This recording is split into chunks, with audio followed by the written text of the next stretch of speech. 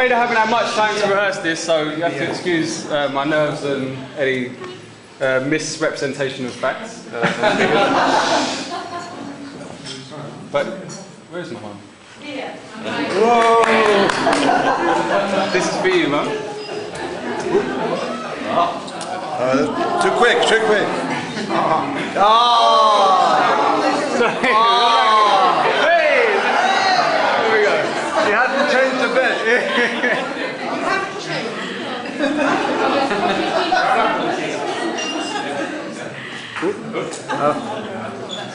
TV problems, here we go.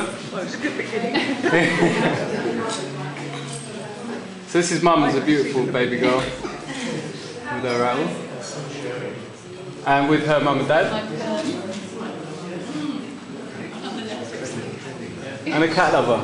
She's had a few cats over the years and she always looks after them very well. And this is some pictures of her dad. I know she was a daddy's girl at heart, really. She loved her dad dearly, so I just wanted to show those for her. And Whoa! That's skipping to the wedding,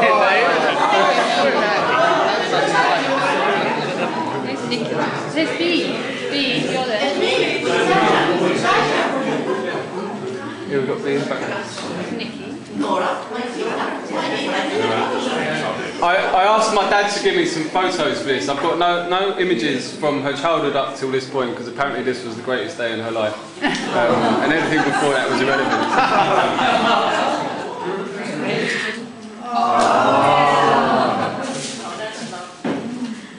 I was born just a few weeks after the wedding, so you can make your own. There's Battledy Road for anyone who remembers it. And then we moved to North Home about 82.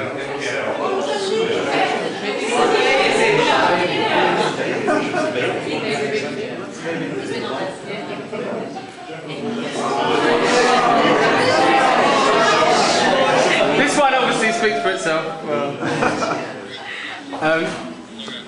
oh, it's very loud. Forget what I look like. Just look at Andrew. This is a message from Richard if everyone can hear, so you might have to gather around a bit. In the last decade. I seriously can't think of the words that can describe how highly I think of my mum and how much I appreciate what she has done for me.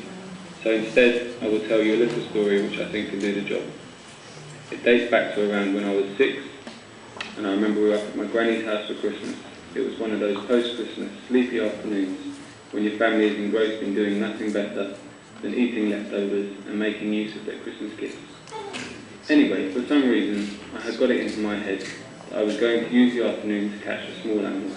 I think I had a mouse in mind. Don't ask me why, I haven't a clue. But I had built what I believed was a surefire way to catch this one. It basically consisted of nothing more than a plastic bag with a bit of cheese in it. So you can imagine the reaction of my family when I asked them in turn repeatedly to come with me on this expedition. Disinterested grunt from my dad, a look of something between despair and disgust from Tom, and a giggle of ridicule from my sister. But Mum knew I had my heart set on the idea, and that I was convinced it would work. So without hesitation, and in typical selfless fashion, took me up to the rubbish tip and waited patiently for a good couple of hours in the freezing cold while we hid behind a tree and waited for the impossible to happen. While the story may sound pretty insignificant, for me it sums up my mum. Completely selfless, unconditionally loving, and encouraging, patient and understanding. And I'm sure the various countless people that have passed through my house over the years, from the days when the house resembled a hybrid youth club full of Tom's friends, to Japanese lodgers, to my friends who drank too much of Dad's whiskey. All those people you have been a surrogate mother to, and I'm sure they would agree. Enjoy your party, Mum. See you in a couple of months. Love, Rick.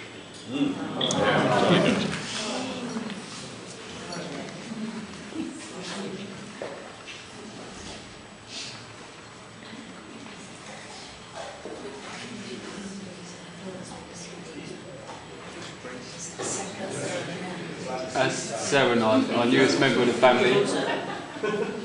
And me and Richard doing our James Bond impression, but Richard doing a better job. This is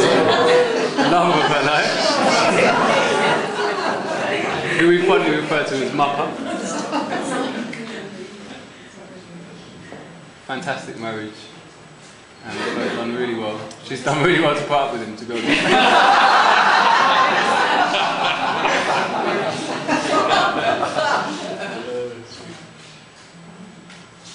And just one last message from my mum's mum. Well, Anthea, maybe I could go and see you 6 I'm sorry I can't be with you today. I hope this short visit will make up for it.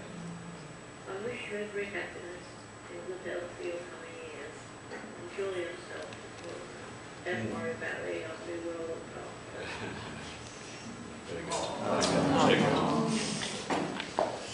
And Mum, we love you wherever you are. We love you. Thank you. So lovely.